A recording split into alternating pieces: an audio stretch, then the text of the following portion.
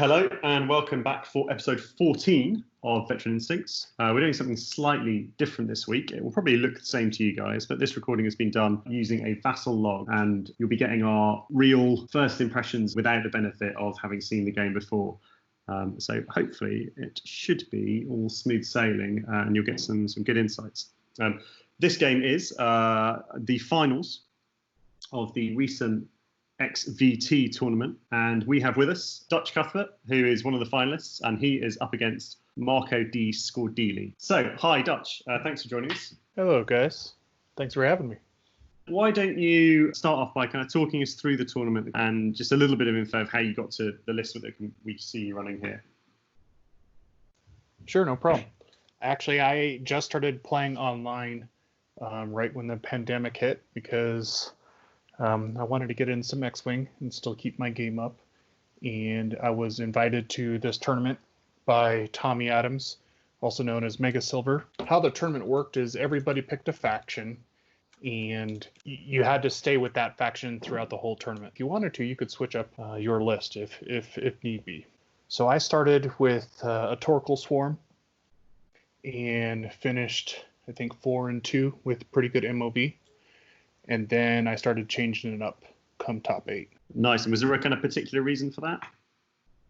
Yeah, I like the surprise factor where I feel that I'm personally at least decent enough with multiple different lists that I could take advantage of that. I think that's fair, right? There's nothing worse than being predictable when your opponent has the opportunity to tailor their list specifically to counter that. Yeah. And Torkel lists are pretty easy to read. And, you know, when you're playing top players, at least for me, I need to have an edge. This specific game with Marco, he's been flying 4 Jedi quite a bit, and he's very good with 4 Jedi.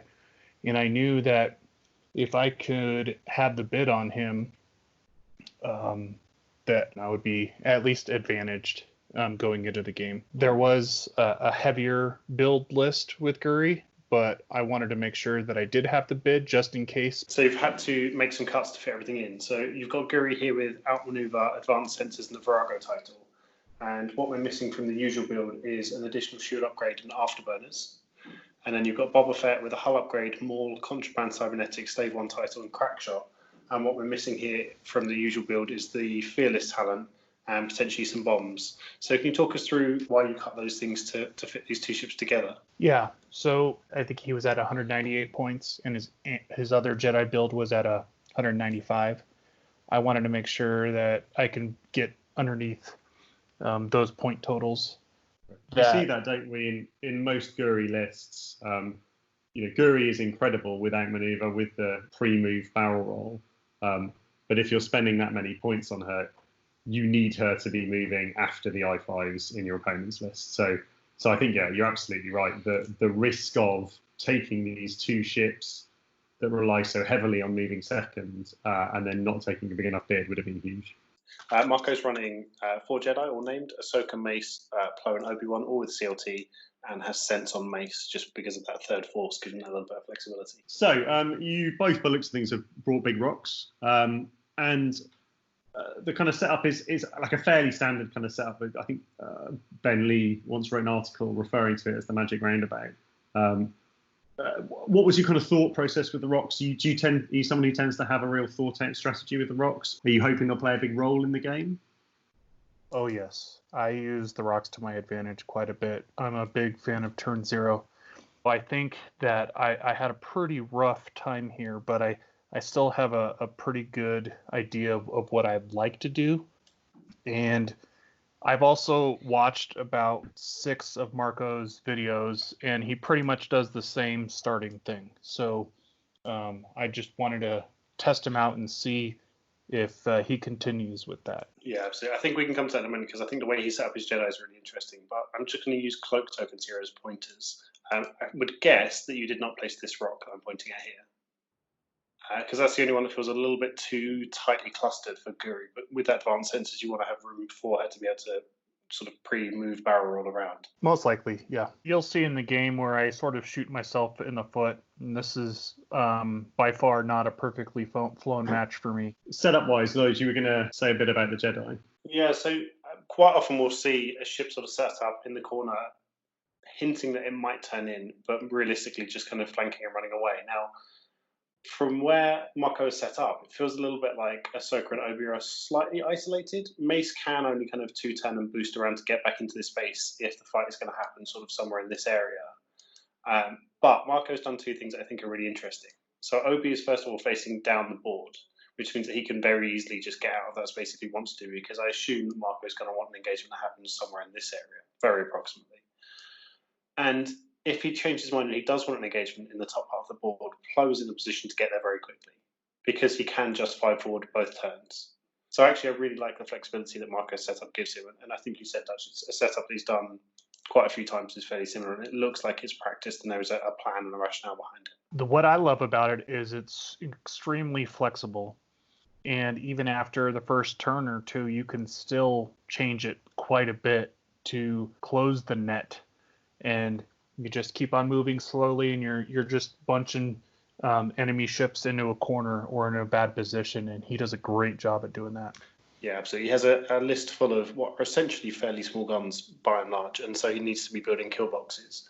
And that flexibility should hopefully give him a chance to really pull that off a few times. So yeah, my impression is that you're both going to kind of be a bit cagey and not commit to anything. Is that sort of roughly your plan? What I wanted to do first is see if he actually does what he normally does, or if he's going to try something new.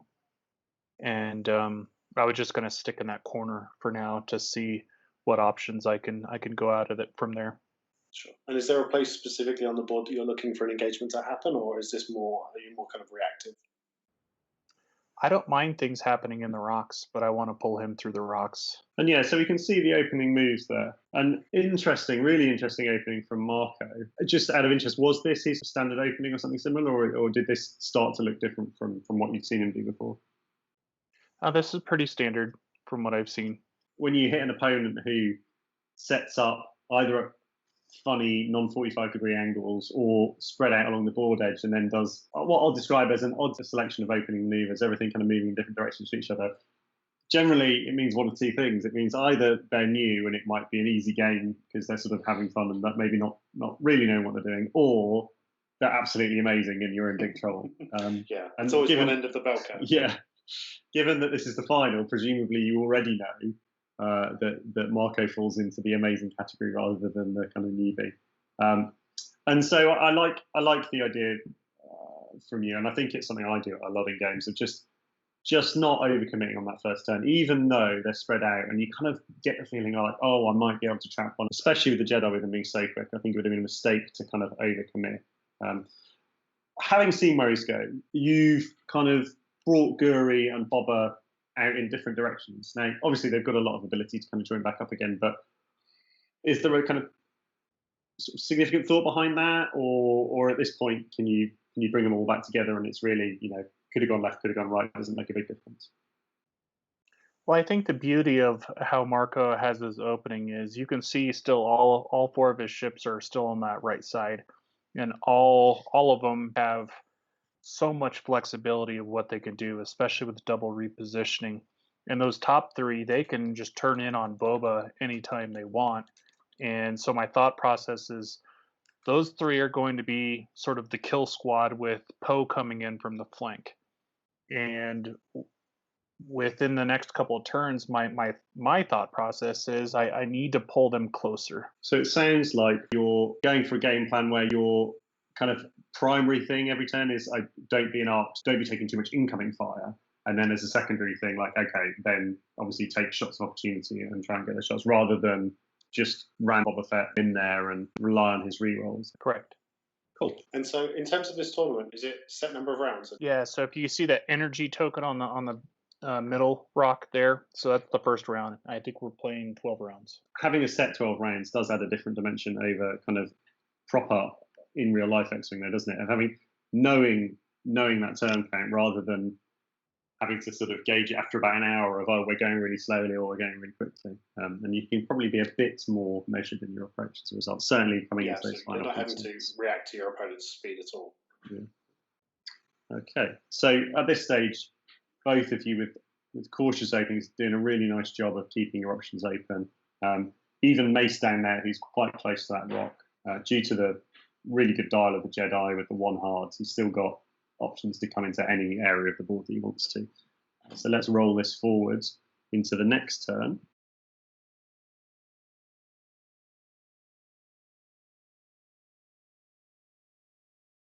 And so we see here Marco bringing 3 of his ships in actually very close to each other, perhaps closer than I was anticipating. And then Plo, as you predicted, Duhtch out there, sort of on the flank a little bit. What do you think of this move, Paul? Does this surprise you? There's 2 things about it for me. So the first thing to say, I think, is because although they're in a similar area of the board, because all 3 ships, Mace, Ahsoka, and Obi, are pointing in different directions, they still have the ability to spread out again next turn and sort of not remain in that one area of the board for very long.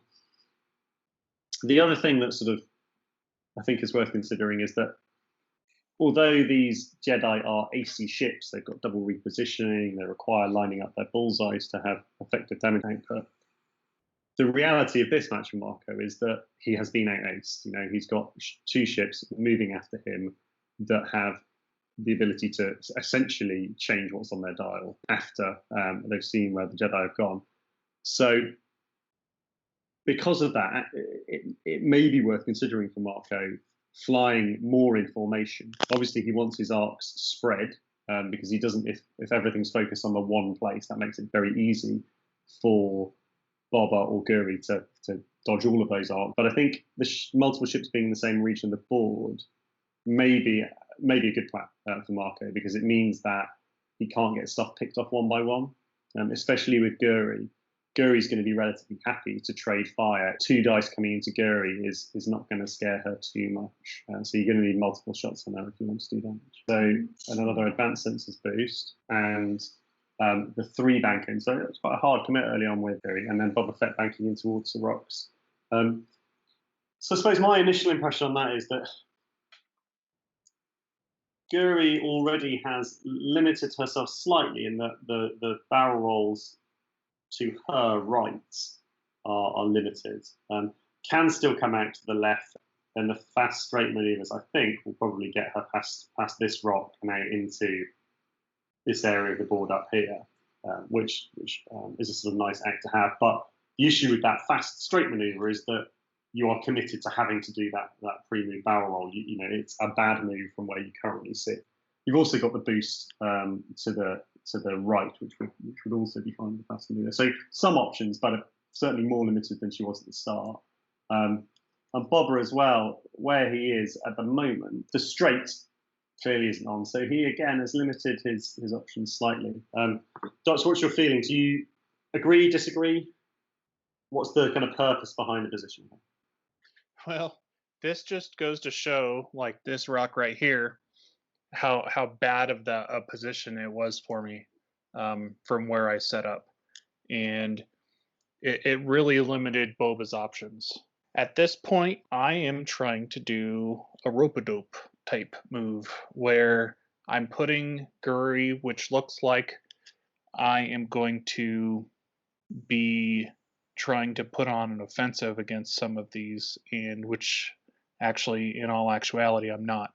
You made a good assumption. I'm going to be barrel rolling left and going over the top of those rocks. There's this clear lane down here that they can go in, or they can just go right in through here or over the top of these rocks.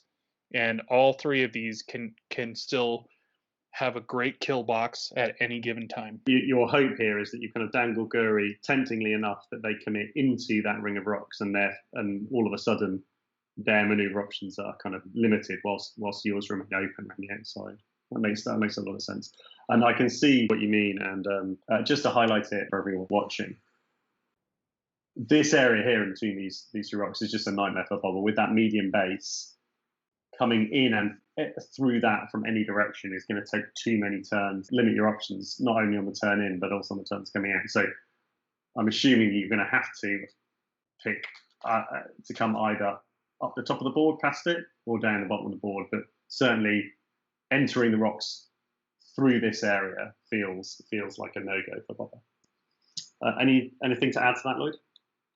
No, I think it's exactly that. I think Guri is one of the few ships that is able to kind of feint into a space that hard and then completely bail out of it, right? And so it's playing to the advantages of the list that you've brought. Anywhere further forward than that, and it would be potentially catastrophic, right? But because it's Guri, because of the dial and the advanced sensors and the micro thrusters, yeah, you can fix all of those things. Certainly, when I started to kind of play Aces, which was really at the beginning of second edition, I didn't play them much in first edition. I tried to do the same thing with ships like Fen Rao or Suntir Fel, and you realise quite quickly that actually the space in between you and your opponent can get closed down very quickly, and what you think is a sort of clever, tempting move actually frequently can turn out to be a massive overcommitment, and you've put that ship in trouble. Except, as you say, that Guri breaks the rules, and Guri can get herself out of situations that most ships can't. And so, from this position, Lloyd, we've kind of spoken about Duhtch's options, but a harder task for the Jedi. What are your kind of thoughts with them? So the Jedi have, two very big problems, right? Guri is a real issue for them in the end game. Guri against 2 of these Jedi probably win. Guri against 3 of these Jedi has a pretty good chance.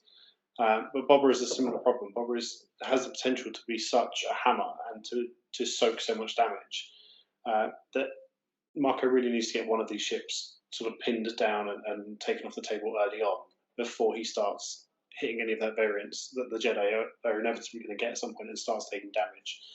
Because the CLT Jedi take damage in lumps, right? So he needs to find a way to get shots. I must admit, if I was in Marco's position here, I probably would have been tempted to bite on this bait for Guri, and I would probably be bringing Mace down towards the bottom side of this rock, Plode banking in to try and cover, Ahsoka almost doing something like a 2 straight to kind of offer a little bit of assistance as well. And Obi would probably be the only one of my ships that really wouldn't bite for it. And I don't particularly hate that. I don't think it's, in hindsight, obviously knowing what Duhtch is about to do, it's far from ideal. But I'd rather have Jedi chasing Guri than Guri chasing Jedi. Yeah, and I don't mind a commit into this area from those top 3 Jedi, really. I think they can all get in there relatively nicely. I think Mace can 5 straight forwards and 3 banks from the other 2. I think it's unlikely, I think it's really unlikely that Guri would do 1 bank to the left and be able to sideswipe you. Plo can cover to some extent Guri coming down to the bottom of the board. So by being there, you kind of pressure Guri if she does come around the top of these rocks. And you give Boba a problem, because we've already described Boba doesn't really want to be coming towards this area of the board. So if you're in it, at some stage Boba will have to turn away from it. And now he's got the dart to do that. He's got the 2 halves, he's got the rear arc, he's got a lot of advantages. But I think that if you get there this turn, Boba's going to have at least a turn where it's slightly tricky for him to get to range 1 and have his arc on, and that might be advantageous. Yeah, absolutely. I think for the Jedi, if you're looking to get shots into Boba, you want to get them into his side arc. Yeah, range 2 and 3 seems to favour the Jedi over Boba here, doesn't it? It's not always the case, but in general, the higher agility ships like to be at range more than the lower agility. So for the 2 straight there, barrel rolling to the left. So doesn't look like going with my plan of coming into that really tight area, keeping the options open more, which is sensible, I think. Mace also actually quite a hard disengage from the area of the board that Boba's coming into, boosting around the corner and looking like they're starting to force Guri up to the top edge of the board here. Guri, very difficult for her to think about coming down towards the bottom half of the board here now. And yeah, really continuing the theme here. Normally we describe this as sort of building a kill box, right? But we know that's not really possible against Guri. So I think more herding Guri away from this area of the board. Boba is in a horrible spot here. A 1 or 2 forward makes the any maneuvers after that very limited. A 1 or 2 bank to the left gets me out of the fight and sort of, like you had mentioned earlier, puts my side to a lot of the Jedi. And then 1 or 2 bank to the right puts me very close to that rock, again limiting my maneuvers. So I had to sort of reassess my poor position, while also my hope was to also cover Guri in the meantime. And so you go ahead and do the one hard here. And the boost straight, presumably to kind of get out of Guri's way there, as we see Guri come in with the 2 bank. Correct. I feel like if you'd done the 4 straight there, she kind of is more of a concern for the Jedi. You know, she has the ability to come around that corner faster and maybe get into the side of them. Was that, you didn't want to overextend Guri? You weren't sure that the straight was going to get past the rock? A little bit of both. Because of my unfamiliarity with Vassal and distances, I just wanted to try to play it safe. Yeah, and that's absolutely fair enough. Myself, when I was describing the barrel roll and straight a moment ago, I was thinking internally, and I'm not 100% sure it clears, but the beauty of commentating and not having any pressure on the match is that you can just be 100% confident and then explain it away if it goes wrong.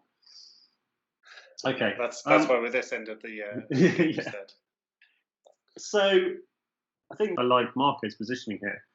Boba's going to have a lot of arcs coming in towards him next turn. It's slightly tricky for him to get into range 1. And Guri, from where she is, has limited options in how to get re-engaged. If Mace banks out to the left, does then have some options to come around this corner next turn if Boba's committed into the rocks. If Ahsoka kind of 3 or 4 straights here and Obi-Wan ends up around here, then I feel like you start to get some clink shots into Boba at that long range, and that's probably what you want to do all game, is you just want to be taking 1 or 2 health off Boba each turn. And then I think finally, Flo's job is a little bit, because he's not in a nice position to engage Boba, I'd be tempted to bring Flo up here and boost into kind of a position like this, just to keep Guri honest a little bit.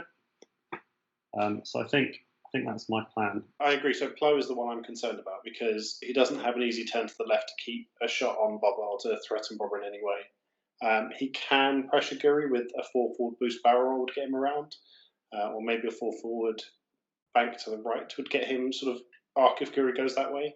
Mm-hmm. I don't love it. It does leave him a bit isolated. And if Boba does turn hard and try and stay on that top part of the board, it could put Plo in real trouble. I feel like a 1 turn from Boba here is very aggressive. It doesn't seem to match the way Duhtch has played so far. But that gives you opportunity to get him very close to Plo while Plo is facing the wrong way. So I think there's a chance here for Boba to get aggressive and turn in. With Guri, actually, the Plo move covers it quite nicely, because I think just 2 turning to the right, boosting around and trying to get to a position where you are then behind the list as it chases Boba is the way to do. And if you're doing that, maybe you go slightly more conservative than Boba. Yeah, and the hard turn right with Guri is beautiful for a number of reasons, isn't it? If something threatens her, if Flo does come fast forward, she can straight up to here and too hard to get range. The barrel roll out to this position, and then the too hard puts her around here, facing between these rocks. I think that's quite a nice spot for her to be in, potentially, depending on where everything else has gone. And then, as you say, the boost and hard turn kind of starts to put her around here, coming around the back of the list. So I think that the too hard is a really nice move for Guri, almost wherever happens. Any thoughts on what we're saying so far, Duhtch? Well, I think, at least in this position, from my perspective, Boba is in a pretty sticky situation. I can potentially have 3 to 4 arcs on Boba next round if I turn in. And so this is the call where I make, well, I could go head to head with these guys, have re-rolls, try to blow them up, or they can have range 1 to 2 shots on me with Bullseye, most likely. I don't anticipate Guri getting really hit this round, no matter what they do. So right now, my main concern is getting Boba out of dodge or stick my nose in it and let's see what I can do. Cool. Okay, so let's flick through and see what solution Marco came up with.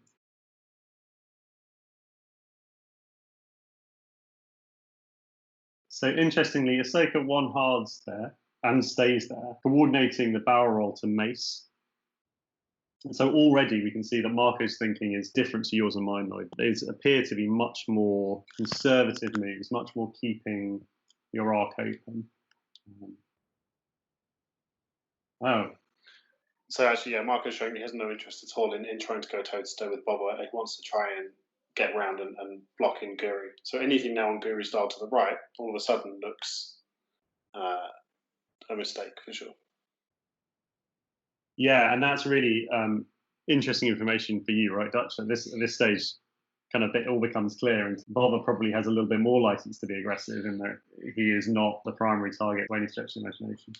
I would have loved to be able to do a one hard in, looking back at this, trying to be a little bit more aggressive, because that would have put me in a much better position. Because right now, looking at Boba, he's out of position for the next couple turns in this case. Yeah, I think I probably would have done the one hard in. I would have not loved it. It wouldn't have been an easy decision, but I think I'd have probably been at the point where I'd have kind of been saying to myself, my positioning isn't fantastic. I'm just going to have to accept now that I'm engaging and, make the best of it. And as you say, it's now looking slightly tricky for him to get back in. This rock here is stopping the hard turns for next turn. And so you're looking like you're going to have to bank around almost the entire bottom of the board or start to think about K turns and coming back in after that. And then let's see what Guri's up to. Right now, with how Marco's positioned his ships, he wants to destroy Guri. He's trying to put a nice kill box on me for the following round. So I don't calculate here because I feel that I'm safe here. And that's sensible. Being stressed is death with advanced sensors Guri, right? You suddenly remove all of that maneuverability that you spent so much money on, and she can get herself in real trouble. So, yeah, we can see that you're safe by Mars from Obi-Wan, will be from Ahsoka as well, and it's just this one shot coming in from play.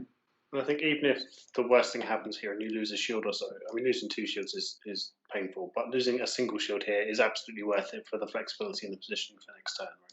Also, Plo's never going to spend that force because Boba has a range 2 to 3 shot, 3 dice back at Plo, and Marco's never going to spend that force. So really, it's 2 versus 4 dice unmodded. Yeah, and we glossed over it a little bit, but the one boost straight forward as an action from Bob was really nice for that reason. It gave you arc on Plo, put that pressure on Plo, and also now it means that your hard turns do end up in a much nicer place, and you can think about coming into this cluster of rocks in the sort of next turn or so. So Plo rolling 2, focus there, not spending anything, as you say, and Guri just to waste them in the early game. She doesn't need them, rolls 3 of aids. So just a Boba follow-up shot here. Nice 2 hits with just the force for modification. It's pretty reasonable. But range 3, so 4 of agility from Plo, and rolls 2 of aids, doesn't have to spend anything. And we're into the next planning phase. So now, Lloyd, we know what Marco is trying to do, and he's in quite a nice position to do it. Feels like he's got 2 options, and I think for him I prefer relatively slow moves with Plo, Ahsoka, and Obi to kind of keep those arcs wide. Mace going a bit quicker to catch up. His other option would be to try and cut down the advanced sensors options. So Plo's in quite a nice position to block a lot of those advanced sensors barrel rolls to the right for Guri.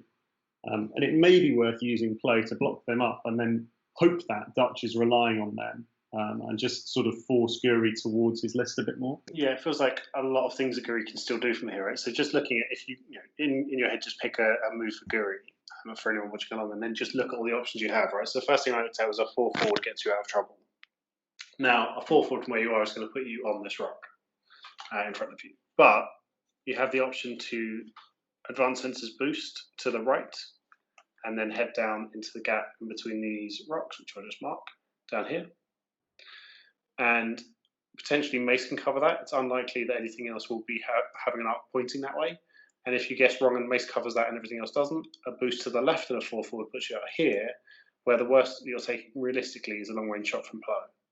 So again, the power of advanced sensors Guri is you can choose, even with the first maneuver that pops into my head, you can choose with perfect information which shots you're taking and which ones you're not. You can limit it a bit this turn. The barrel rolls back and to the left are out because of the boardage.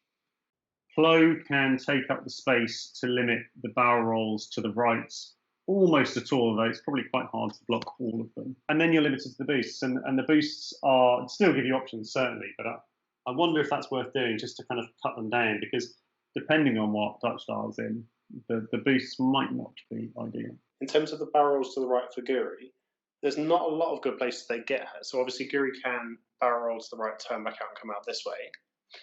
But as long as you're covering that with Obi's and Ahsoka's arcs and potentially Mace's arcs, you can still get a lot of quality shots in while Boba's out of the fight. So actually I don't know that I would go too hard to cover those. So yeah, I'd be more inclined to have Plo getting shots rather than selling out for a block and then definitely taking his arc out of the game. So Duhtch, what are your thoughts at this point in the game? My thoughts right now are Marco has a very superior position. He knows that Boba Fett isn't coming in at least for 2 or 3 turns. So he can focus whatever he needs to do to either make a kill box on Guri or try to block her. At this point, my hope is to knife fight, and instead of having 4 arcs on me, if I can have 1 arc on me with at least me being able to shoot back, that's sort of the best case scenario out of all the situations. Oh, just sitting there wondering about the 1 bank down here from Guri and then the sloop over here, which I think is potentially good this turn, but is horrific for the turn after because you're stressed and have nowhere to go. But for one turn, it might be glorious. It would. That is not even in my thought process. Yeah, I think that's probably reasonable. It's not an 88-point move, is it? Yeah. I do, however, I think quite like the 3 bank left as a move that gives you a lot of options for going out, because it does allow you to snake through these rocks if necessary. And actually, if you're in this position that I talked about, but facing towards this corner of the board, that's actually a pretty good position for next turn, unstressed, to run away. And you're probably not taking that many shots. You know, you may bump something, but you're still going to get your focus as Guri. So I think that's probably the move that I would plot for in the end, is the 3 bank to the left. So we're starting to see the moves bring in here. So and this Ahsoka was did an 5 interesting straight one. there. Yeah, that's faster than I expected, certainly, and possibly thinking about sort of limiting those advanced sectors options, or maybe there's a clever idea for coordinating flow here. I think those would be my 2 thoughts with going that fast. We get the barrel away, of course, and then a focus. That's an interesting position to end up in. Trying to cover all of the boosts, the straight boost and the boost to the right, is that right? Yeah. Yeah, I wonder whether you needed to spend a force there. I think you could have just barreled as your action. I can see you bumping Guri there and blocking Guri, but I can't really see you ending up with a shot on Guri or a shot from Guri. So Mace coming in. Again, reposition and focus. And we're seeing Marco not only wanting to get shots on here, but looking like wanting to get good quality shots. Mace could have stayed still there after the 2 hard. Arc would have been wider, more likely to get Guri an arc, but at range, I think very sensibly thinking that Mace is only going to be useful if he gets a close range modded shot rather than a range sweeping. And so we can see here that it looks like Marco's sort of similar, maybe even more extreme version of what I was thinking, which is to really cut down the advanced sensors options. And he might even have removed all of them. Tricky to say for sure. The boost right may fit, but it's a little bit dicey, and obviously it's a huge risk, because if it doesn't, depending on what you've got dialed in, you end up with no actions and maybe going somewhere you don't want to. My 3 bank left, I would say, is looking pretty nice right now.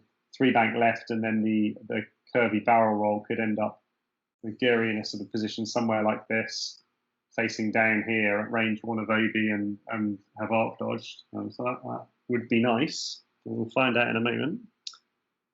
Yeah, so I think right here in this position, he's cutting off my escapes with Plo and Ahsoka here. Mm-hmm. And my guess is he thinks maybe that I'm going like a 1 hard left, because if I would have done a barrel roll this way and then done a hard 1 left, I could get out of a couple arcs, and Yeah. then maybe I'm focused into being over here somewhere, which Facing in the wrong Yeah. direction, which would be Yeah. bad. yeah. And so he did a great job. I actually put in a 3 bank right. At this point, I'm just like, okay, great. I'm getting shot by Obi and Mace. Obi is just a 2 dice shot. I think this was my first mistake of the game, besides positional wise. Uh-huh. But I looked back at this, and I could have barrel rolled to the right and bet out of pretty much all of the arcs.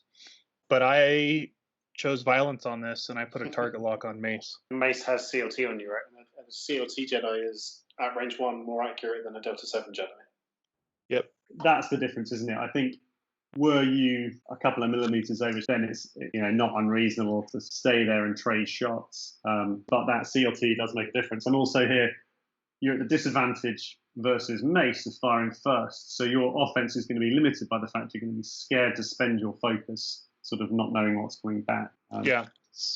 And I don't know if you noticed Boba's move. I attempted a boost left, and I was overlapping that rock, which was a bit of a bummer, because now it's going to take me even longer for me to get in the fight with Boba. Like, when you're playing, it's important to learn from those types of things. Now, for next turn, I know I can't do a 1 bank. That boost is a kind of no downside action, right? Like, yes, you would rather be a bit further around that rock, but it just gives you information for free, essentially. I haven't seen anyone kind of fail a boost and then try the same move again. But what I have seen is people be worried about the boost, are worried about failing the action, so therefore not to do the boost. And then the next turn, attempt the 1 bank, thinking, I now need to do that. So yeah, really, really nice point there, Duhtch. So Guri has target locked here. Could have calculated for a bit more defense. Looking back on this, I would have loved to just barrel roll to the right and forward out of it, and most likely been out of Mace's arc, and taken a range 3 shot from Obi.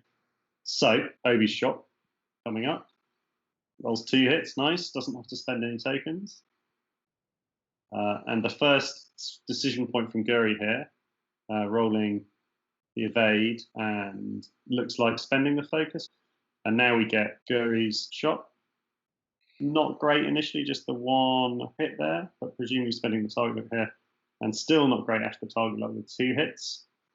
But given Mace the decision, nice to strip the token, particularly given CLT. And Mace very but there's also Obi-Wan. That's upsetting. So Mace. Sorry to talk over you.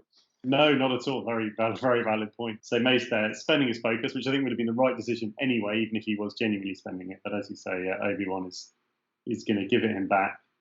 And then you're looking at this range 1 shot with CLT. So 3 dice plus a focus. Gets hit crit and presume spends. Let's get hit crit. And Guri doing okay, rolling the 2 evades. Takes the 1 shield, but actually it's not a terrible outcome from that turn. Would have been nice to chip a damage onto Mace, but not awful. Certainly lives to fight another day. And in terms of trading, as we said, obviously both of your ships here actually are pretty good endgame ships. If you can trade Guri for 2 of these ships, then I imagine you're pretty happy with that outcome.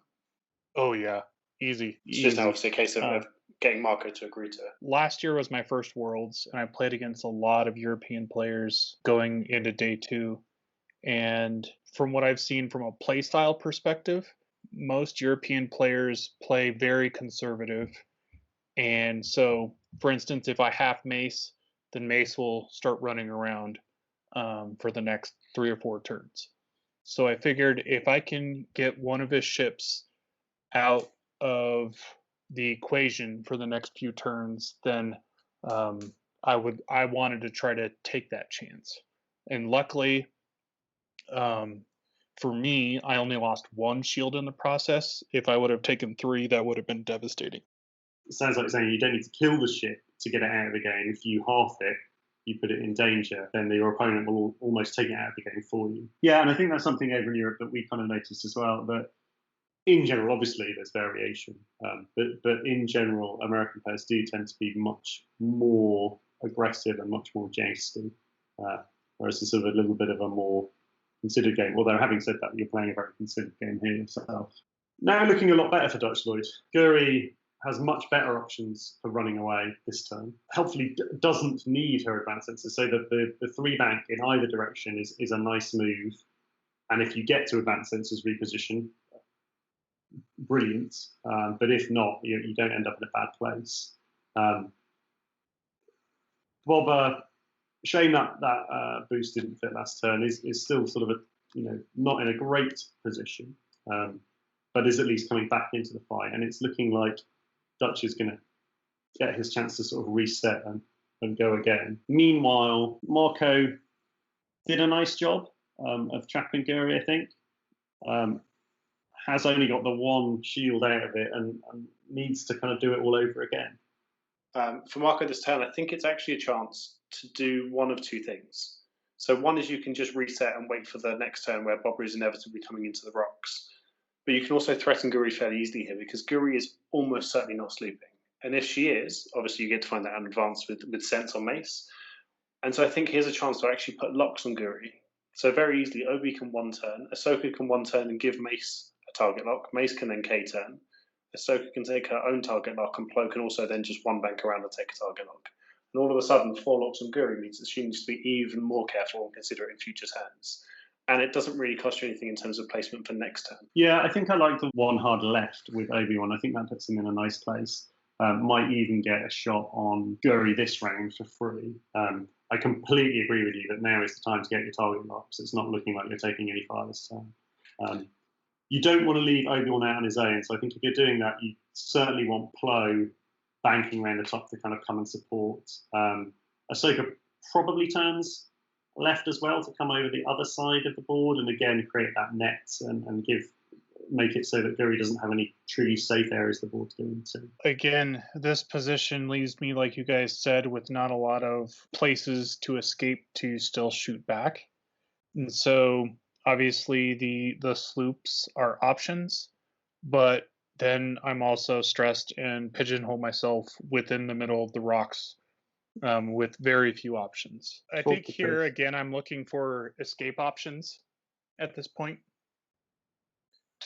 to set myself up for the following turn. And if I go to the left, then I have Obi-Wan. If he's doing a 1 hard left, then I have him breathing down my neck, and it's much harder. Mace is likely doing some sort of K-turn or sloop. And then Ahsoka can 1 hard left and possibly still have a shot on Guri. So those are my thoughts. I'm hoping to get Boba into the mix sometime soon. I need Boba to be a threat. Yeah, absolutely.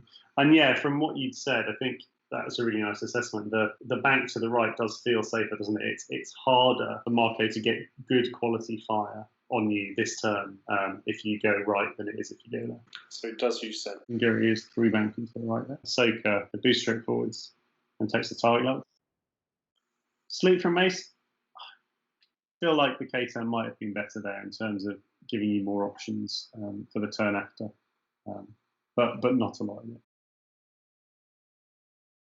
That's likely the reason why he didn't do the K-turn is because he wanted Plo to come around.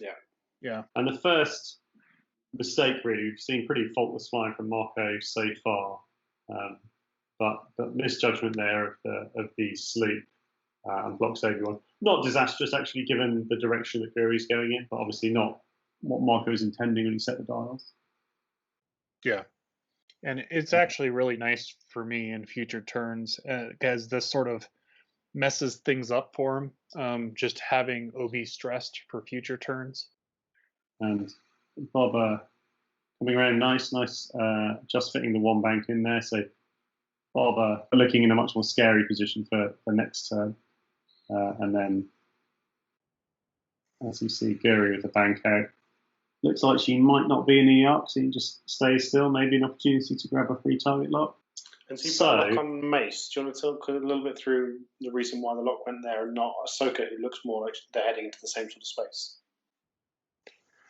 You know, I have that debate with myself sometimes. Why didn't I lock the more likely target? And sometimes I will lock a different ship more as a defensive way. Sure. I know it sounds weird and not a good thing to do, because obviously it looks like I will likely try to trade shots with Ahsoka next round. But again, I'm playing mind games. At least I'm attempting to play mind games with my opponent, to be like, okay, why is he doing this with Guri? What is his plan for next turn? Again, my hope is for him to play incorrectly. Sure, and I suppose if there's going to be a ship that you're going to intentionally bump Guri into to get your focus and to take away a shot, it's likely to be Ahsoka anyway as well. So there's again an argument both ways. Yeah, and I think Mace was one of the higher point costed ships too. Mace, because of sense, is the highest at 53, and a decent chunk more than Ahsoka, is only 46. So we get into the shots here. Got Boba. I think I shot Ahsoka because she didn't have force. That makes sense. It was obstructed though. And only one hit, unfortunately. Spends the force for 2. And 2 of those there on the 5 of 8 dice, range 3 plus the obstruction. And that looks like that might be the only shots this round. You can see Mace out of arc there, and Ahsoka clearly out of arc. And on to the next round. So Boba's now back engaged, and this is looking much happier for Duhtch as a result. Boba can bank up into this area of the board that we said at the start of the game that he must never be in, or he can hard turn out here, and the hard turn out feels like the better plan. The downside of it is it's relatively easily blocked by Ahsoka, but if Ahsoka is planning on blocking that, she's got to be slightly careful about where Guri ends up. But maybe that where my float token is there is not a bad area of the board for Ahsoka to end up in. It's slightly hard for both ships to get arcs on her. The downside is if you do end up there, it's not beyond the realms of possibility that Duhtch can bump Guri into you and then Boba into Guri and end up with a shot. Slightly tricky if he turns too much, or he might end up on the asteroid. But the hard turn for Boba, I think, is nice because it really threatens Mace coming around the back. Right, Mace could quite easily end up in range 1 in the rear arc of Boba. Yeah, the 3 bank to Boba's right feels particularly dangerous, right? Because if Mace comes down and plays aggressively for it, then there's every chance you get blocked back onto a rock. The other thing Boba can do is just set a 1 forward. Now, the 1 forward is going to come just shy of the rock anyway. It's going to mean you're going to have to deal with it next turn. But if you're going to get position on a Jedi list, the risk of 1 potential damage going over a rock next turn is probably, or is definitely worthwhile. And you can adjust how close you get to that rock because of the order your ships are moving. So you could clear Guri out first and then 1 forward and come close to the rock, or you could 1 forward bump into Guri and stay a little bit back and give yourself a turn away next turn as well. Yeah, actually, I really like the 1 straight because I think if you bump Guri, that you do end up. You certainly, I think the 1 or 2 hard to the right fits for next turn, and maybe even the 1 hards to the left. I think I would be setting that. I think that is the best solution for Boba here. It keeps him back, gets him a shot this turn, and gives him hard turns both directions for next turn. Cool. And then from the Jedi's point of view, so Mace has really limited himself, right? As we said with the sloop rather than the K-turn, he has to pretty much bank into that space. Whether he comes in as a 1 bank or a 2 bank is almost irrelevant. I mean, Mace probably either you're looking to block with him or you're looking to get shots with him. Now, what he doesn't want to do is end up at range 1 out of Bullseye for Boba. Mace is again in range to take a sense and have a look at Boba's dial, so you can react accordingly. So I think Mace probably sets a 1 bank and then adjusts accordingly.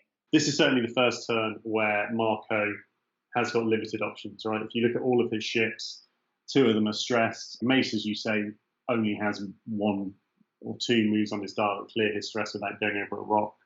Obi-Wan's in a slightly better position, but Plo can't easily turn in because of this asteroid here. And even Ahsoka is in a slightly tricky spot with this asteroid.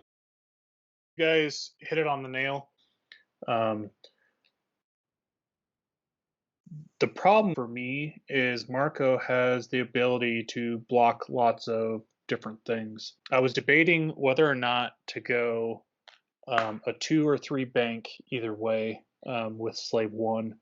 I know with a bank to the left, I would have been on the rock, but I don't mind being on a rock if I'm still not getting shot. Going back to what you said earlier, a 1 straight would have been perfect. What I dialed in was a 2 bank with the hopes of, if it's too bad, then I'll activate Boba first and bump into Guri. The problem that I saw after, once things started moving, was if I bump into Guri with a two bank right instead, is that I might still be on that rock if I so self you might bump. just scrape it, yeah. I think at this point I'm waffling between a bank maneuver and a one straight, and I end up choosing not the one straight, which I think would have been the better option. I always like to be validated. It's the only reason I come on this. Pretty sure you were questioning whether it was good or not, and that's to me that really confirmed that it was definitely the excellent maneuver. So we sent on Guri, which is an interesting choice, and shows that Guri is too harding to the right. So again, I think further confirmation that the target and probably the thing that Marco also feels is the biggest threat is Guri here. Ahsoka coming down. Doesn't want to stay there, given that the two hard is dialed in at the moment. So boosting there feels really nice. Yeah, you know you're not getting shot by Guri, and you certainly limited Boba's options. Ahsoka tricky, often force staff, and again, I wonder whether that was an opportunity to save a force there. But Boba's rear arc makes it slightly trickier. For instance, if Mace just stays right there, I'll have a shot right into Ahsoka. And I'm with you. Ahsoka's always force starved, but the one thing I've learned with playing lots of Jedi is it's better to be safe than sorry. Yeah, very true, very true. Mace coming in. Again, nice spot. Boba now, with anything other than the one straightforward, is looking perilously close to that rock. And you feel that one of Mace or Ahsoka is going to get a shot here. Obi-Wan staying stressed and coming around the corner. Probably not a bad decision. He's got his force, wants to be involved. I think that's a nice choice. And Flo really nicely judged T-Bank there and a boost in. Wow, and from a position where we thought that Marco didn't have many options, that looked terrifying. And that's the amazingness of Jedi and how well Marco flies this list. So I have a dialed in a three bank right, and my thought process is, okay, I can activate Boba first, and if I do bump Guri, I hope to not be on a rock. If I'm not on a rock, I'm still taking 4 shots, right? Or I can move Guri out of the way, do the 3 bank, hope to not be on a rock, and only get shot by 2, maybe 3. In my opinion, in games of X-Wing, these are critical decision making in the middle of a game, especially when the game is still at 0-0, where we're halfway through the game already, and there's lots of good play on both sides. So I think the 3 bank right after Guri moves is the optimal decision for me. And spoiler alert, I'm going to K-turn next round, and my hope is to get behind this list. So we see, as you say, Guri moving. No point risking taking any shots, so boosts out of everything's art, and Boba goes ahead. Very nearly clears that 3 bank. We touch each other's nubs, actually. Had that cleared, that would have been phenomenal, right? All of a sudden, you're only taking 2 shots. You're getting your action. But sadly, it looks like you are just on that rock. Yep. So not a fantastic position for Boba here, but with options for next turn. So he's going to get his rerolls. He's got 1 force and obviously the ability to regen it with more. Doesn't take any damage from the rock. And we start off with Obi-Wan with his Bullseye range 2 shot. 1 focus. You've got to imagine that Marco's going to be spending everything here. Spends the 2 force to get 2 hits. And Boba starts to be Boba Fett. 1 evade, re-rolling into the 2nd. Very nice. Flo with range 1. Again, gets the 2 hits. And who needs rerolls? Boba just rolling 2 evades, flat out. And Ahsoka needs to do something here, really. Gets the 3 at least. There's some damage going through. And finally, a blank out from Boba, but 2 rerolls into 1 evade with the focus spend. So it could have been a lot worse, but at least does take the 2 damage there in that final exchange of fire. Marco playing that really well. I'm happy to get out of there only taking 2 damage. Again, we see from Marco building really consistently solid kill boxes, getting small returns, but putting himself in position time and time again to score those points. Absolutely. So you've given the game away, Duhtch, for this turn. The K turn from Boba looks glorious, right? There's no real downside. It's almost impossible to block. In fact, I don't think there's any way that any of those Jedi can get in position to block it. And Guri also in a nice place now. Lots of options with her advanced sensors. And this is right where I want to be. Marco's list wants to wear you down, and I need to be able to survive the wearing down portion of the game and get into these last 5 rounds, really start to push it through some damage if at all possible. It's not something we spoke about at the start, but the way that Boba wants to score points generally is to kind of get in front of something and punch it, and with Jedi either half or kill them outright. And so I suppose actually you have the potential to score points in chunks, whereas Marco by and large will be scoring points in tiny little bites, right, or portions of points, right? 1 shield here, 1 damage here, and eventually will add up. So I wonder whether, perhaps slightly inadvertently, by having Bob out of the fight for a while and having him chase Guri, you've given yourself a situation where you have limited rounds left, and now, arguably, you can score points more easily than he can. Yeah, and I think if you look at the engagement so far, right, we've had one where Guri's taken a couple of shots, only lost 1 shield. That needs to happen another two times before she gives up points. And Bob has taken 2 shields, and that needs to happen kind of another 2 times before he's given up points. And there are only 4 turns left. So Marco looking like he needs to start getting his ships engaged, really needs a turn here to kind of get back in position and sort himself out, but almost doesn't have the time to take that, needs to be taking shots every turn, or he's running the risk of getting to the end of this game having scored no points. It would just be interesting to see whether Marco disengages this turn or tries to bring guns around. He's got fairly limited options. Most of the places that Plo would want to be, Boba is in the way of, and it limits somewhat Obi's choice as well. So I assume Obi is just going to disengage with the 2 bank to the left here, but I'll be interested to see what Marco comes up with. He runs the risk of getting really foul-flanked by Guri. So we see a 3 sense come in there, obviously at 4K. I mean, safe from sense as well, that's another benefit of it. And maybe an early indication that Marco's decided that he needs to start taking more shots. The sleep from Ahsoka, Mace coming around to pressure Guri, and also gets the obstruction from the rock and gets in position to turn back in on Boba next turn if need be. Plo kind of getting out of the way, and I think that's sensible. I think Plo could have one-harded in and been in position to trade fire with Boba, but would have been the only thing with a good shot on Boba, and 1v1 versus the front of Boba is not the way to win this game. And we see here actually the value of sense as well, right? That Marco knows that he can do these positions with Plo and leave Plo with no token because of Boba is going to be, and he knows that with absolute certainty.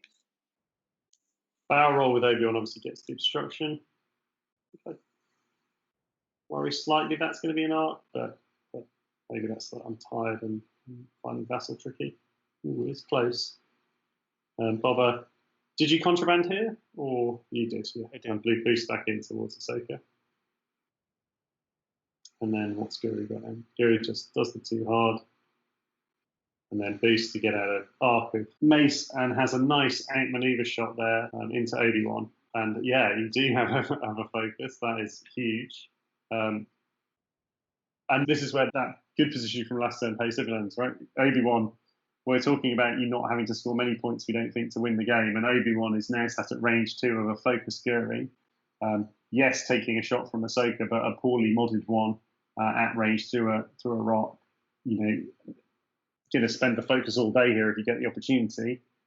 Meanwhile, Boba's shooting at a 1-force Ahsoka, and if either of those ships get halved, it starts to look heavily in your favour. So let's roll onto the attack phase. So this is Guri into Obi. 3 hits, nice. Definitely the time to get them. And it's going to be a 2 agility Obi because of outmaneuver. Rolls the 1 evade. Boom. Could be worse, but is halved. And exactly as we said, all of a sudden, starts to look heavily in your favour, and Boba hasn't even fired yet. Range 2, I think. Opportunity to spend the force here. Reroll from Obi. Has another one from Mace if he wants it, but just decides to spend the force. And Ahsoka also taking a damage. Not halved, but next shot goes into half. I could have cracked right here. Yes, of course. Oh, I could have cracked for half points. I completely forgot about crack shot. That was a mistake on my end. And if we could have rolled it back, I would have done it. But those are the things you have to know your list. And it was like I changed the list, 8 hours beforehand, and it was one of those things I wasn't even aware of. Oh, that's horrific. But you are in good company. Forgetting Crackshot is something that at least this half of Veteran Instincts is incredibly keen on. I cannot remember Crackshot. I'm letting you know ahead of time, because this is Veteran Instincts, I purposely forgot to not really forget Crackshot, so then I can use it in round 12. Perfect. It was all part of a grand plan. Exactly. This is how the Veteran Instincts really work. Yay. So Ahsoka, options here, limited, range 2 into Boba, who's got rerolls, 2 rerolls, or range 3 obstructed into a focused Guri in Bullseye. But I'm assuming you shoot Boba here. 2 hits, no evades on the initial one, and none on the reroll. So that gives you hope, right? If you're Marco, that's actually unexpected damage into Boba there.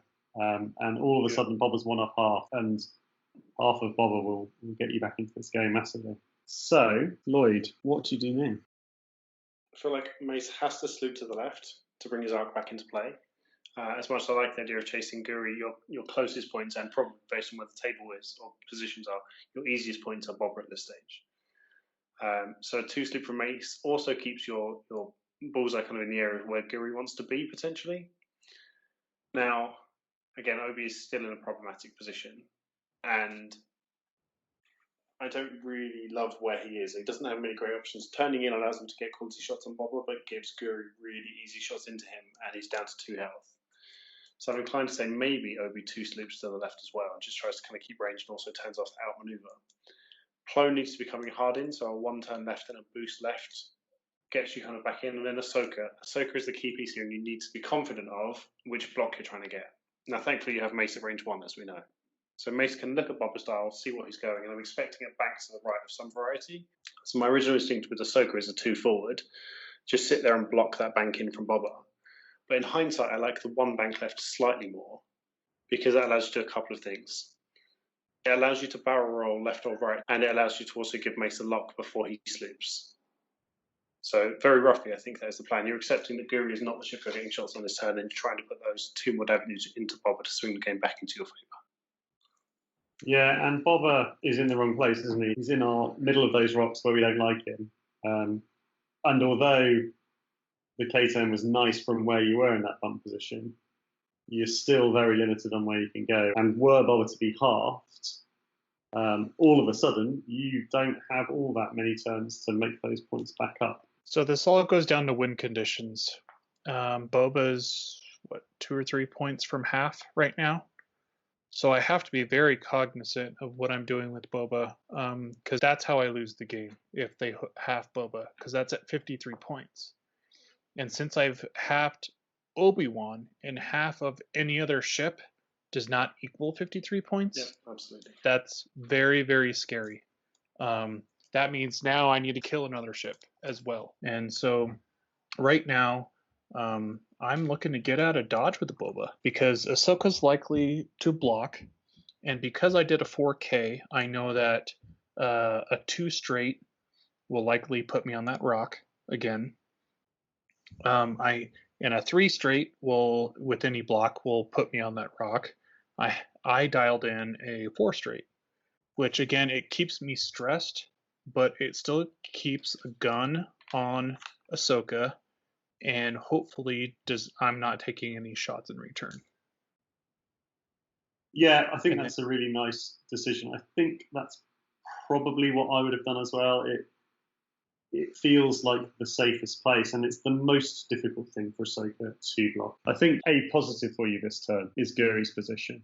and with outmaneuver, you do have the opportunity to score more points over the next few turns. Although I think, Lloyd, you're right that now going for Boba is probably Marco's best bet. I think he has to remain aware of where Guri can be because he can't lose too much in the process.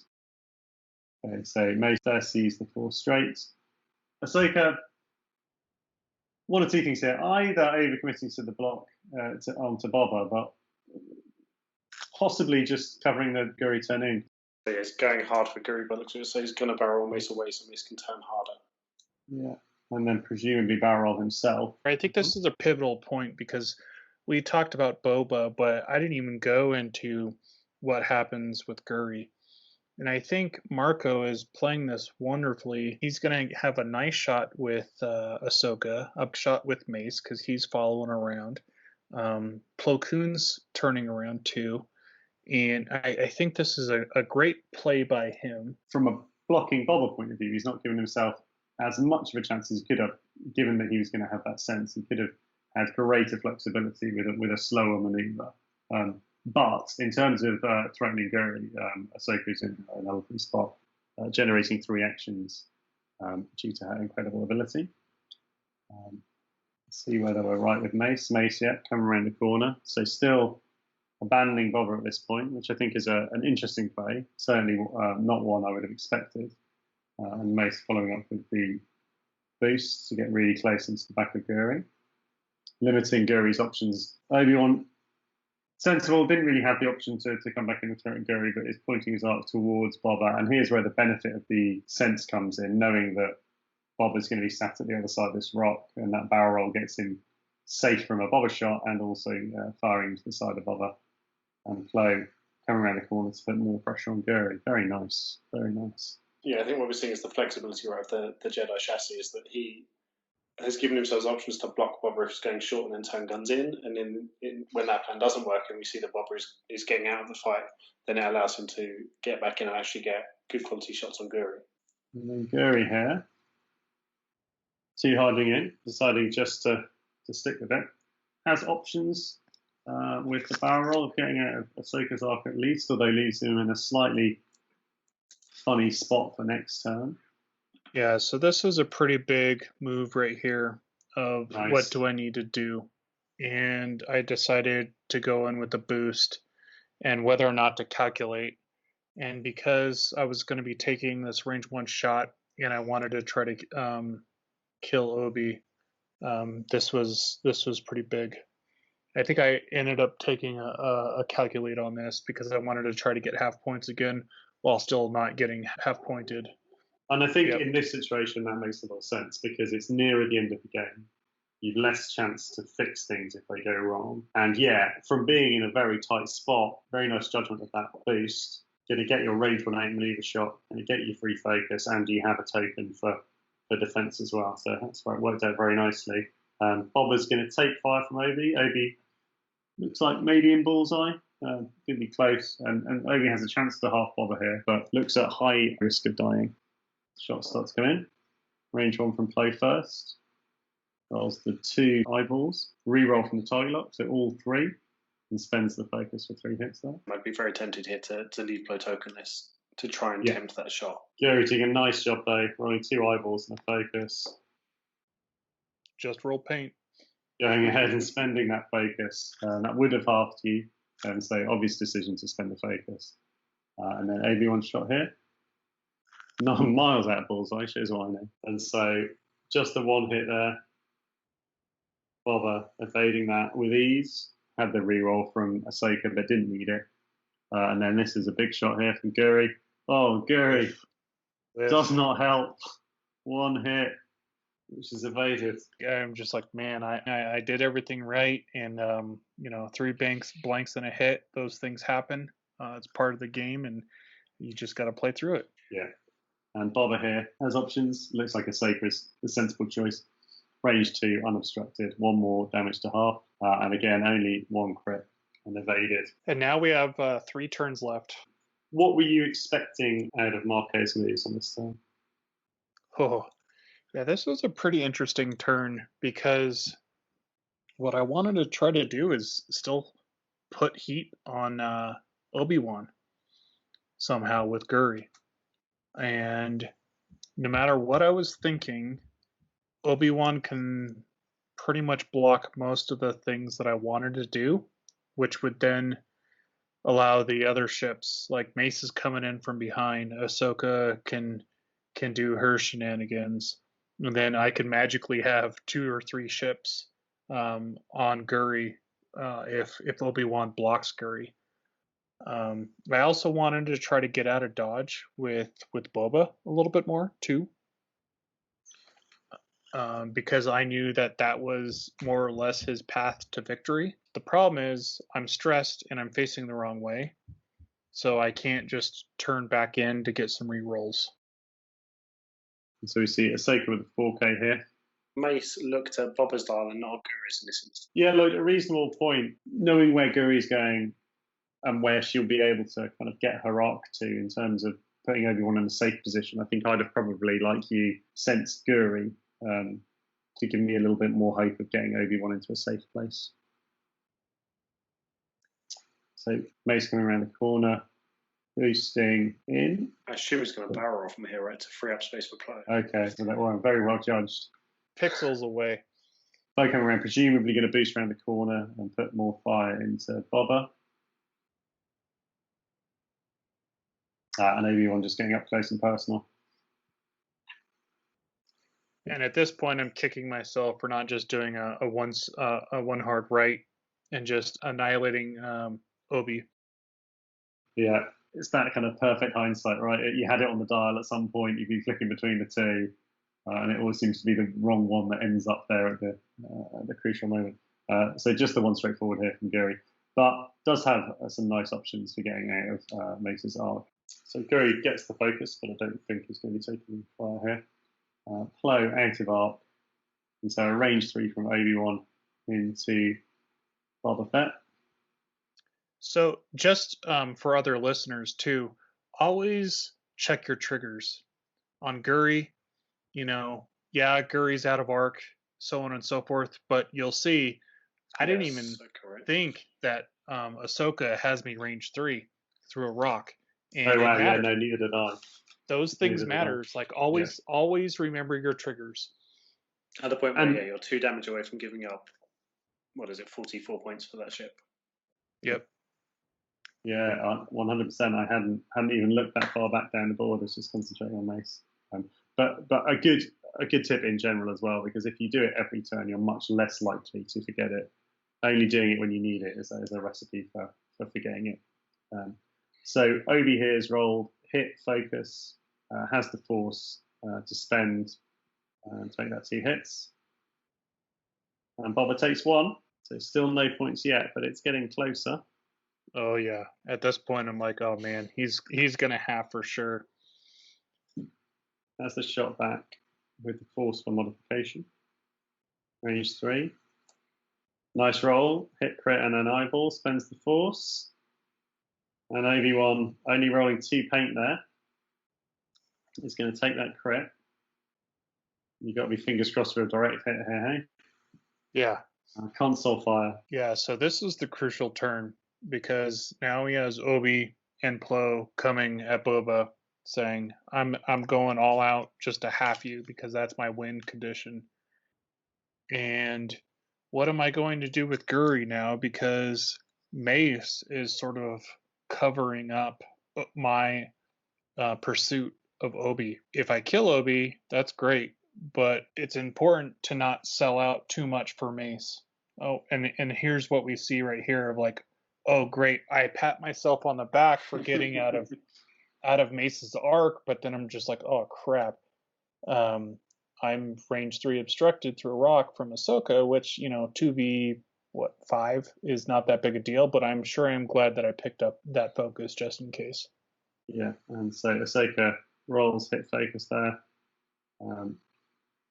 Decides to keep the force, which I think is probably sensible. And 4 paint there, so would have been fine had she spent or not. And we're into next turn. And yeah, it's a slightly tricky one now, isn't it? Obi's in the best position to chase Boba. The points become important here, because is trading all of Obi-Wan on behalf of Boba enough? Yes, it is. He wins by a point. So he can actually be relatively aggressive with Obi-Wan here because Obi-Wan can die, and as long as he halves Boba, that's okay. So Guri has a choice to make, doesn't she? Getting Boba halved and not killing Obi-Wan's a disaster. So Guri disengaging from the chase of Obi-Wan feels like a risk. But if you're in a position to need more points, you may start to think that Guri needs to turn herself around and try and get that one more damage off Ahsoka or score some points elsewhere. So it's an interesting one, isn't it? Because you can afford to be very aggressive with Plo. Because as long as Plo doesn't get one shot, which is possible with Boba, but relatively unlikely, then half of Plo for half of Boba wins all day for you. In the same way that losing Obi-Wan by halving Boba is also a winning outcome. Mm-hmm. So I feel like you can afford to be fairly aggressive with Plo. The problem being, obviously, is Obi has a whole bunch of problems, right? He has a Guri behind him. He has a rock straight in front of him. He has a console fire, and he has one force. So it's interesting, isn't it? I'm not sure where I want Obi in this round of firing. I'm almost inclined to think that Obi turns out fixes his console fire, or you accept you're just trading him. And I don't love the idea of trading him because he could die to a console fire and Boba could put damage into Plo this round, at which point again you're in a losing position. So I'm inclined to think Plo 5 forwards, takes a focus, might end up trading shots with Boba if he one turns and boosts around. So maybe actually going slower is the way to go. Keep your CLT and keep distance. And then the combination of Ahsoka and Mace need to pressure Guri. I think we need to look at how to keep Obi alive this turn and have the opportunity to trade shots into Boba next turn with him when he doesn't have a console fire and one force. Yeah, I really like the idea of bringing Ahsoka forward, barrel rolling Mace left, and then one banking right. I think that puts Mace in a really nice position and causes Guri problems. I think that's a real good solution. Duhtch, where are you at this point? Are you obviously worried? What are your thoughts in terms of how to get yourself out of the situation? So at this point in the game, I am trying to plan my moves based on the assumption that Boba is going to at least be halved. So again, if Obi dies, that's 52 points versus 53 on Boba. He wins. So what am I going to do to try to get out of that? This is just a nail biter. This has been a great game of positioning. This has been a place where he set up multiple kill boxes trying to nail me down, and I've been able to escape or roll out of it, or just get lucky all in all. And it's been a fun game to play against Marco, and we'll see what happens. So first thing we see is a free sense of Guri.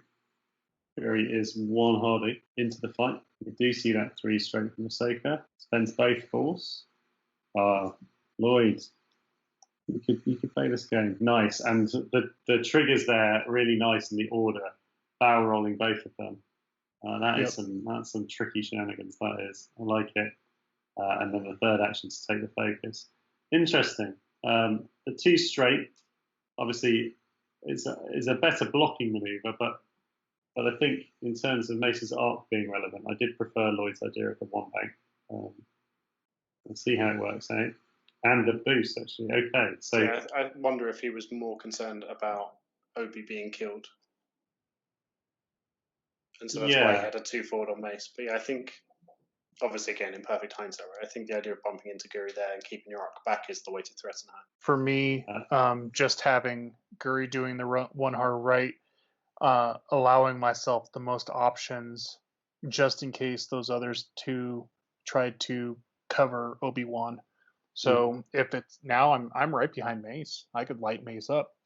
Yeah, absolutely. And we saw they only took 1 shot from Guri to half Obi-Wan. So there's nothing to stop saying again. Plo with the 5 straight and the barrel out and boost in and focus. Nice repositioning there with Plo. What that does is make it very hard for Boba to get arc on Obi-Wan. Obi-Wan's 5 straight does fit past the rock and clear the console fire there. So looks like Obi-Wan is likely going to stay alive in this turn. We're not seeing what Boba's got dialed in yet. Guri has the ability just to do the one hard and then barrels back out.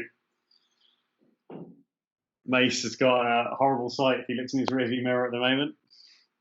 And Boba with the one hard. And I think that play's in a tricky spot, but I think this is not a bad play. You kind of you put Plo at risk in order to save Obi-Wan, and that's not a bad outcome. Obi-Wan's got a nice shot into Boba. Good chance of halving Boba here. I'd be very upset if you don't. And we start to see the shots coming in. Yeah, both ships have Bullseye range 1. I mean, what more can you ask for? I mean, of course, they want to have a focus, but we'll see what happens here. It's not beyond the realms of possibility that Boba dies there. Unlikely given his rerolls, but certainly not impossible. Guri gets a focus, and we start with the Obi-Wan shot. Reasonable start, hit crit, gets to add the focus. It's nice, hit crit, so definitely at least a crit going into Boba. Boba is getting halved here. Gets his evade and eyeball. Spends the force and takes a panic pilot. Low, also with Bullseye there. Again with hit crit. And I think here you spend the lock on that focus result, right? Because you've already halved it. So spent the lock, rolls the blank into a crit, and the focus back into a focus. Probably don't spend here because you are very unlikely to kill, and you want it for defense, I think. Yeah, I agree. One evade from Boba. Rerolls blank into blank. So it's taking 2 crits, which are a fuel leak, which is suboptimal. Another butt poker moment. Yeah. And a damage sensor array. And then the additional damage from the fuel leak. Damage sensor array didn't really matter. Oh, and one of the things that happened earlier on was when I spent the focus, I used Maul to gain a stress. There's the round 12 left, so I'm glad I went ahead and mauled on that, and then the damage sensor array is not going to really matter.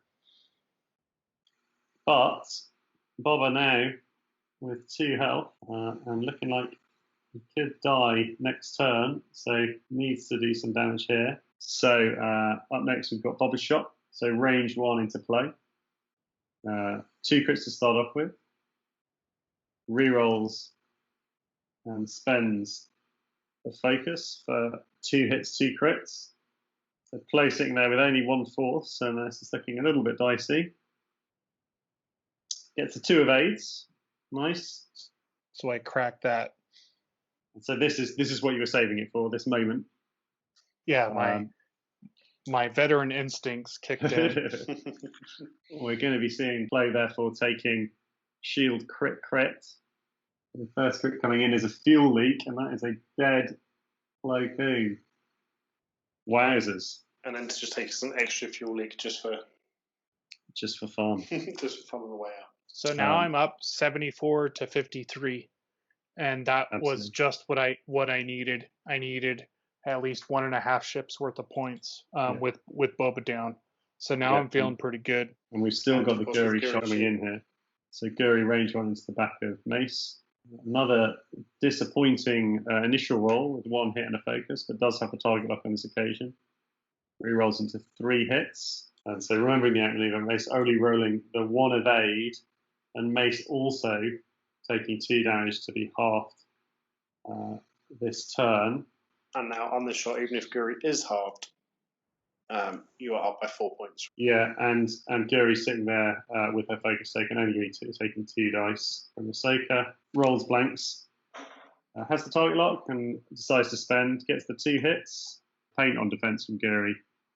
And it's looking okay, but still in a position where Boba, who's got 2 hull left, and is worth 106 points. And this is just a nail biter to the last round, right? Where all he needs to do is kill Boba, and he's back on top. After all of this, he still has a chance to win. So just talk us through your thoughts of Boba coming to this turn, Dad. So here's the last turn. So you can point yourself towards the board. But I'm also looking at, I could do a 3 bank. I can do a 4 straight.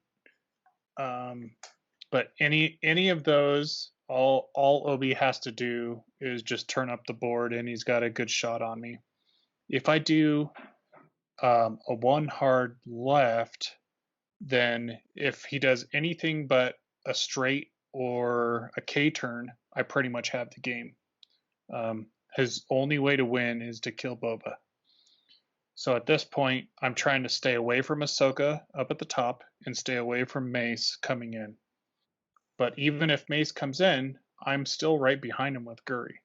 So all I have to do is kill Mace, and then I'm back on top if he gets that Boba kill.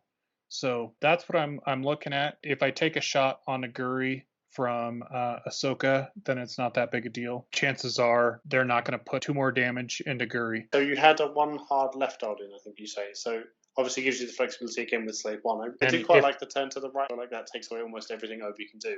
Puts you potentially a little bit at risk of Mace, but the combination of the reroll and the Force, I think, is an option I quite like. So yeah, actually, Boba, bizarrely, with 3 stress, is in quite a nice position. Ahsoka cannot get to him. As you guys have explained, the 1 hard means that Obi-Wan is very unlikely to get a shot. Not only that, will probably end up at range 1 to give the defensive reroll versus Mace. I think the only question for me here is, does Guri need to follow up to try and kill Mace or Obi-Wan just in case? Or actually with Guri, do you want to turn towards Ahsoka? You can probably get yourself into a nice position to arc dodge Ahsoka, and then you've got your outmaneuver shot into Ahsoka, who's also only 1 health off half. No, I think that's a very valid thought process. The only one thing that I thought of trumping that is if Obi doesn't kill Boba and Boba doesn't kill Obi, then Mace still has a shot on Boba, most likely. Mm-hmm.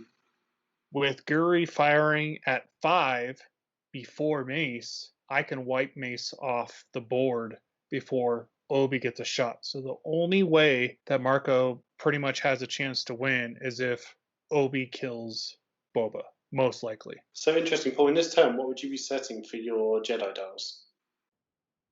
I think that's really tricky. I think Mace has to come towards Boba Fett, because I think that there is not an easy way to ensure that Obi gets a shot on Boba. I think what gives Obi the best chance of getting a shot is 5K. So I think that that's what I'm doing. Obviously, you have to just make a choice. You know, it's a 50-50. Boba can go 4 straight, or he can hard turn. I think the hard turn feels more appealing because of the flexibility of Slave 1. And for that reason, I think that's what I play for.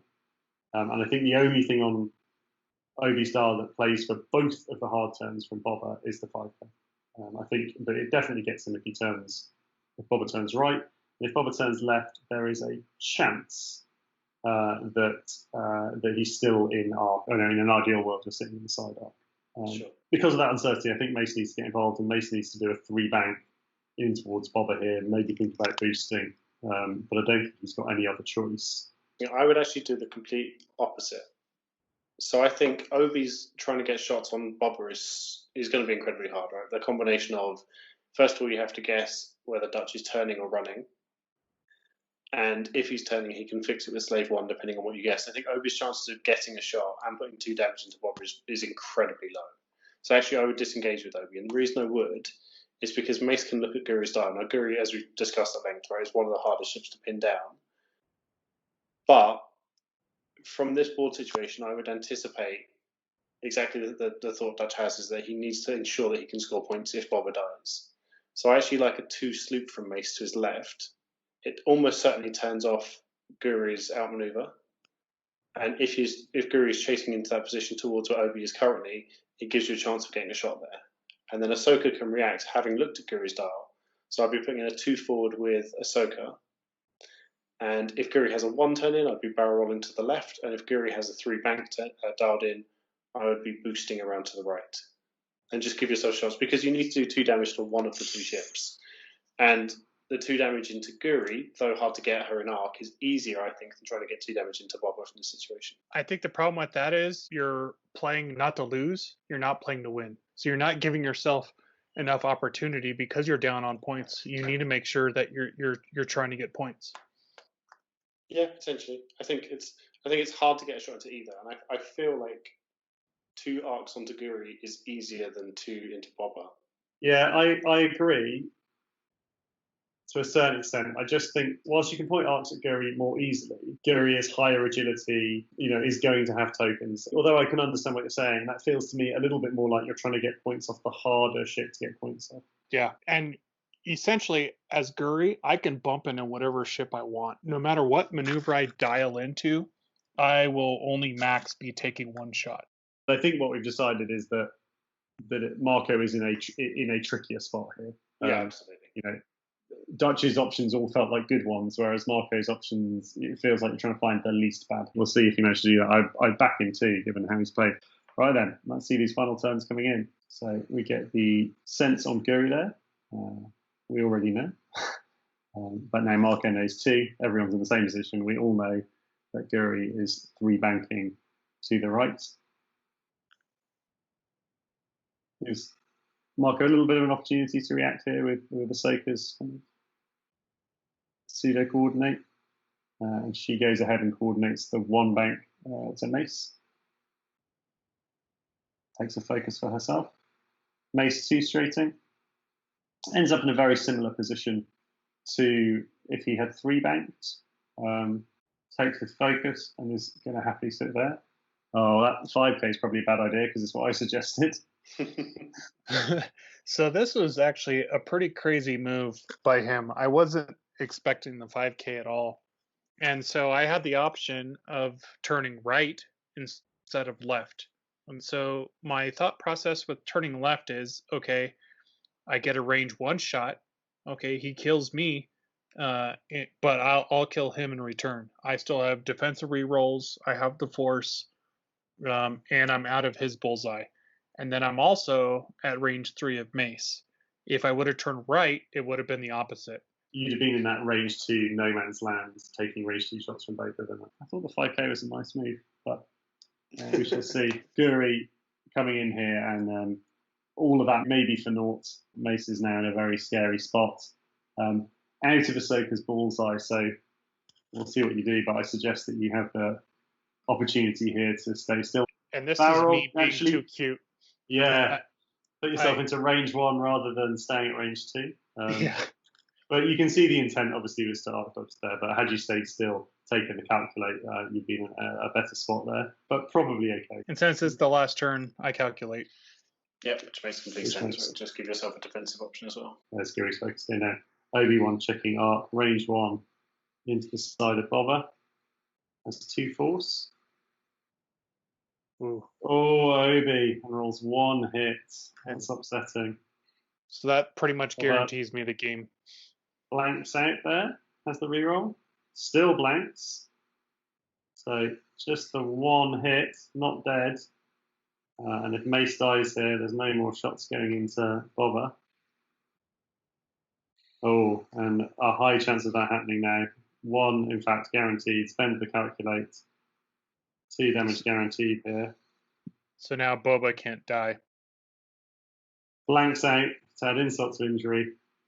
Takes all 4 of them and dies. And that seals it. No more shots coming into Boba. Ahsoka would have to kill Guri here, I think. So Boba here, poor final shot. 1 hit. Rerolls only the 1 hit. Obi-Wan may live, but unfortunately it's all for nothing. Yeah, rolls the 2 of aids. And last shot of the game is Ahsoka into Guri. 2 hits into 2 of aids. 3 with the focus spend. And Duhtch, you take the game 127 to 53. Yeah, that was a nail biter. It could have gone either way in those last 4 turns. Yeah, absolutely. It felt like Marco flew that really well and constantly gave himself a chance, right? Like, none of his ships want to see Boba and Guri, but I think he made it close right up until the end. I think the final thing that swung it for him was Plo exploding.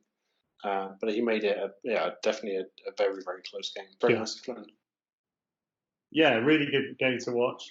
Thank you very much for coming on as let's commentate on it. First of all, to say congratulations for winning the tournament. Have you got any kind of final thoughts or lessons learned from the tournament as a whole and from this match in particular?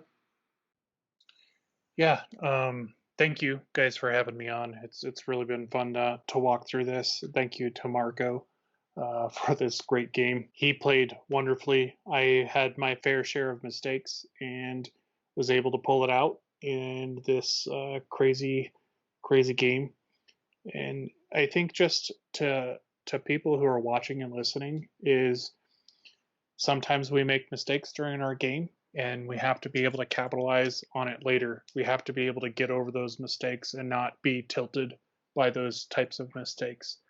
Who knows what could have happened before, but you have to worry about what you're in control of going forward, not what happened in the past. And this was, in my opinion, a good testament of that.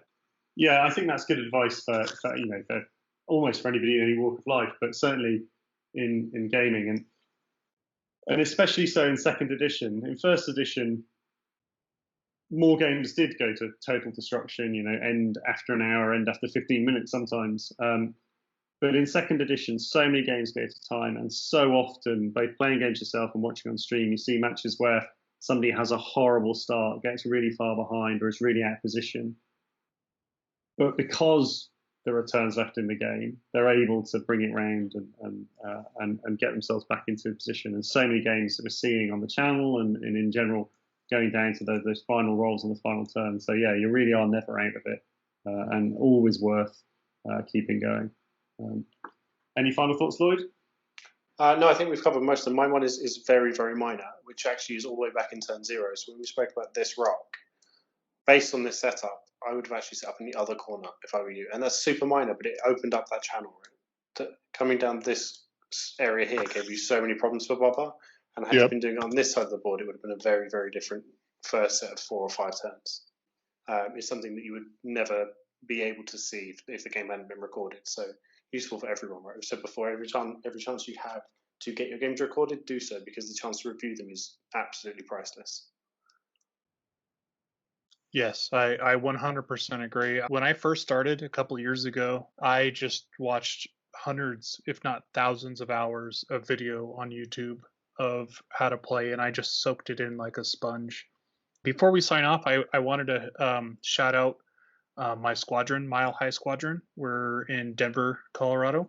We have Paul Fuller, Carson Ray, Terry Viramontes, Braden Beard, John Hennon, Hannibal Hessen, and then Ken Cho, who does District Foundry and does great work. He's been able to help the community as far as all their needs for custom trays for tournaments and whatnot. So thanks again, guys, for having me.